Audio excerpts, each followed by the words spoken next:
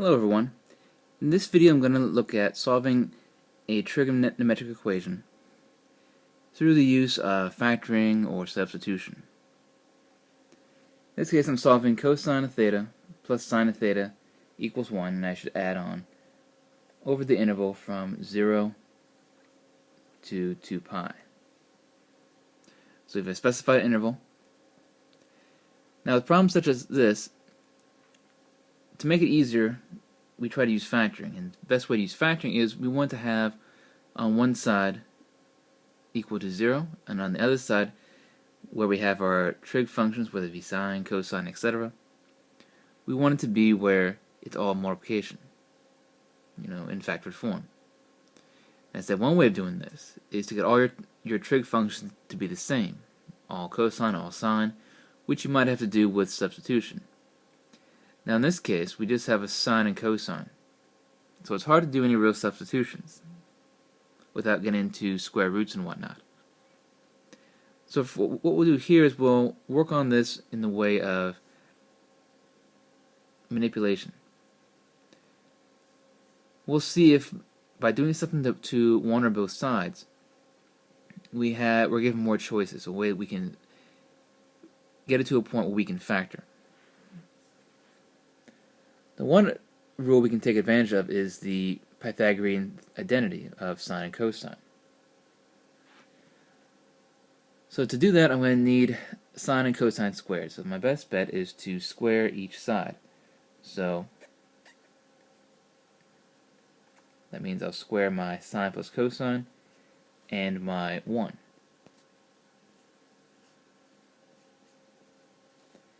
The advantage of that is when I square sine plus cosine, that doesn't mean square cosine square sine. It means I square this quantity. In other words, I'm foiling out cosine of theta plus sine of theta times the same quantity, cosine theta plus sine theta,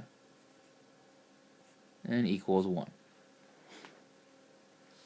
By foiling this, I'll have cosine squared of theta plus 2 cosine theta sine theta, after combining like terms, and then plus sine squared of theta. So after I FOIL it out, I'll get this. Now, as I mentioned, I can take advantage of my Pythagorean identity. There's my cosine squared, sine squared, they're both positive, which means they will combine to get a 1. So now I have 2 cosine theta sine theta plus 1 equals 1. And I can subtract 1 from each side, and now I'm left with 0. And I have, let me jump over, 2 cosine of theta sine theta equals 0, after I subtracted 1 from each side.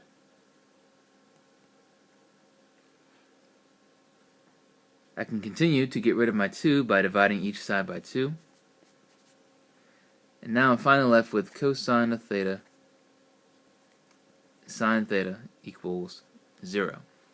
And as I mentioned, the appeal behind this and the thinking is, now it's instead of cosine plus sine, I have cosine times sine, in other words multiplication, and I have 0, so I can use my 0 product property, which means each part of this I'll set equal to 0. Cosine of theta equals 0, and sine of theta equals 0.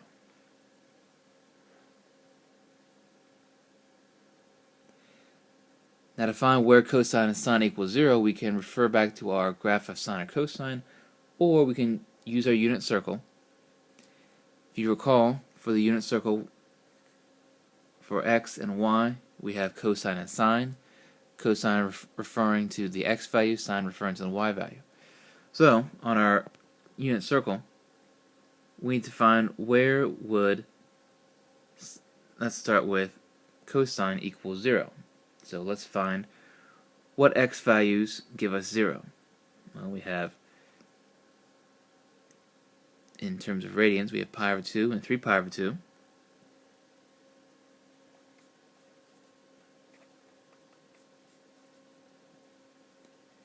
where is sine equal to 0, using our unit circle. Find our y values. Where are the y values equal to 0? That's going to be here at pi, and of course at 0. So 0 and pi.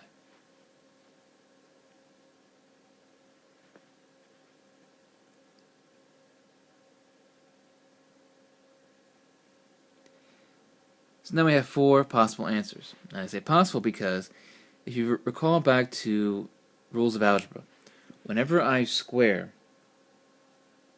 both sides of an equation, I create the possibility for extraneous solutions. In other words, extra solutions that just don't work. So to test that, we want to make sure that all these values work. In other words, if we put them back into the original equation, let me put that back up here. So if I were to put these back into my original equation, which was cosine of theta plus sine of theta equals 1, would it work? So if we test each of these, if we test, for example, 0, what's cosine of 0? Well, that's 1. Sine of 0 is 0. 1 plus 0 definitely checks out to be 1. If I test pi over 2,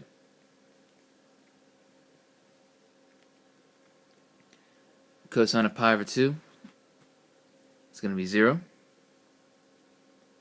Sine of pi over 2 is going to be 1, which definitely equals 1. Next we'll test pi. Cosine of pi gives me -1. Sine of pi gives me 0. And that does not equal positive 1. We can't use that. And lastly, 3 pi over 2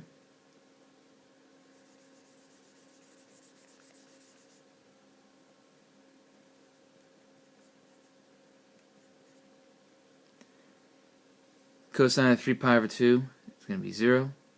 Sine of 3 pi over 2 is -1, which does not equal 1. So the only answers we can use are going to be 0 and then pi over 2. They will be our solutions. The other ones we just ignore. They're extraneous solutions, so we just can't use them. And remember, that doesn't mean we did anything wrong, just means there's extra solutions that aren't going to work here.